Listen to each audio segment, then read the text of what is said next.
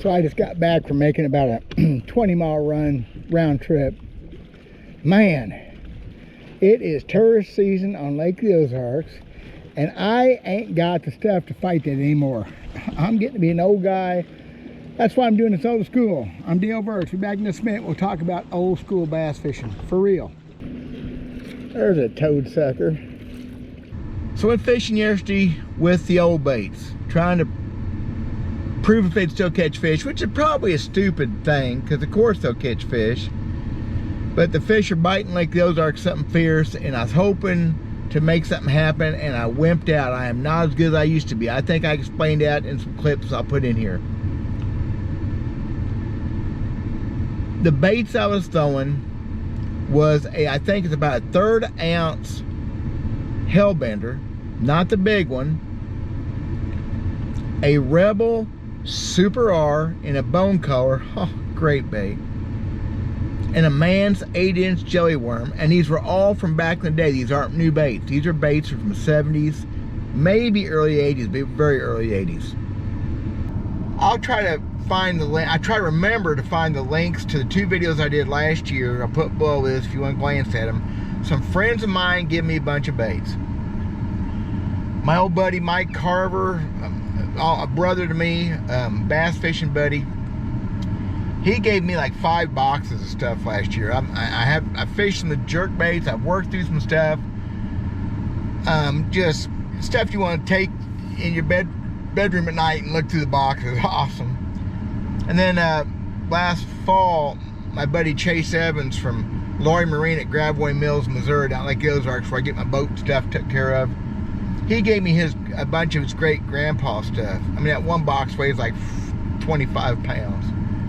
White bass stuff, everything. But Grandpa, I called him Grandpa. He's one of my adopted grandpas over the years. I never had any real grandpas. Grandpa, I fished with him. He had the stuff. He was a bass fisherman, loved his tackle, had great tackle. So Chase might give me these baits. I've been saying I'm gonna spend some time with him. And actually earlier in the week, I threw a square bill crankbait out of Grandpa's box and caught fish on it. Of course, it's gonna catch fish. Oh, well, maybe it's not what I want. Oh well. It's still a good fish. It's just not the fish I want.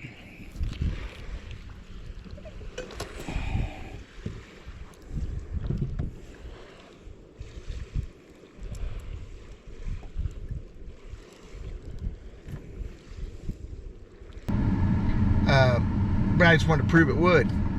Now you know what that crankbait is. It's 70s.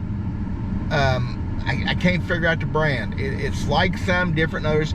Great action. I did all these baits, the 3 crankbaits, I did sharpen the hooks. The hooks are horrible. If I was going to fish with them for real, I'd probably have to do some different hooks. And the hellbenders don't have split rings. Horrible. Good stuff though. Without fail, those baits would not run straight. I mean, actually, the hellbender and the Super R, I never did get Super R running straight, and the hellbender wouldn't stay there. It shows you the way we build baits better nowadays, better plastic, better design.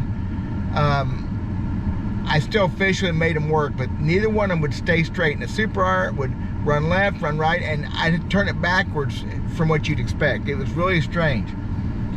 I ended up losing that Super R yesterday, hurt. I caught several fish in these baits, excuse me, that aren't on video because of stupid GoPro. Matter of fact, this GoPro here, I think it's toast. It won't turn on. I'm sick of this stuff. I lost a clip yesterday. The only fish I caught on the hellbender was a white bass with a drum, a little drum. Smoked it, and I don't have that clip. It just disappeared into techno la la land. There's a toad sucker, but it did come on a 1970s model Rebel Super R. I mean, it's not much, but it didn't know that bait was that old, I'll bet. Little Kentucky. Yeah. Huh?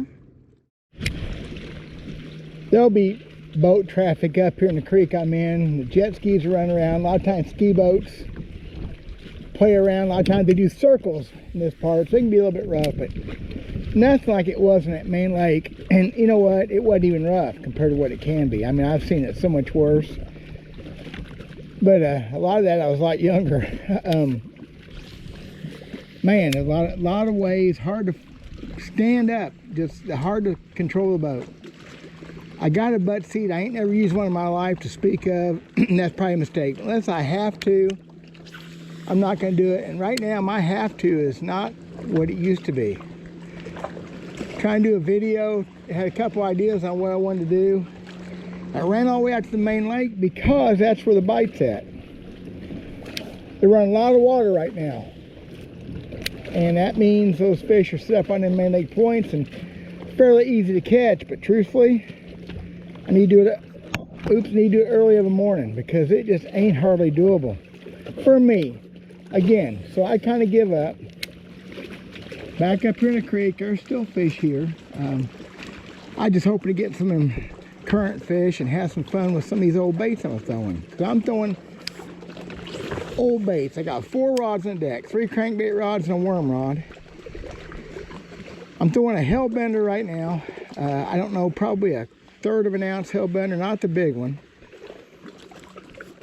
I've got a Rebel Super R on another rod. And the other rod is only old school if you're, I guess, under probably 30. It's a DD22. I used it kind of checking on some things after I fished stuff out with other baits and didn't get bit. I just 1 point, didn't get bit on it.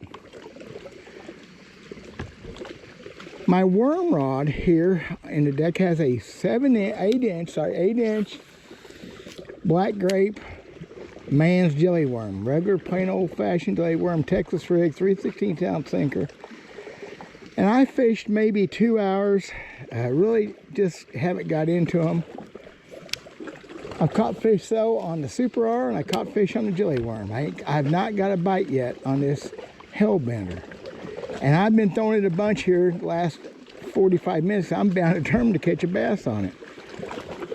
I think if I could have got into those good fish out there working the shad in that current, I could have had a lot of fun no matter what kind of bait I threw. But like I said, I chickened out. I'm a wuss. I get it. It's just all there is to it. I don't want to fall in, don't want to fall down, don't want to get hurt.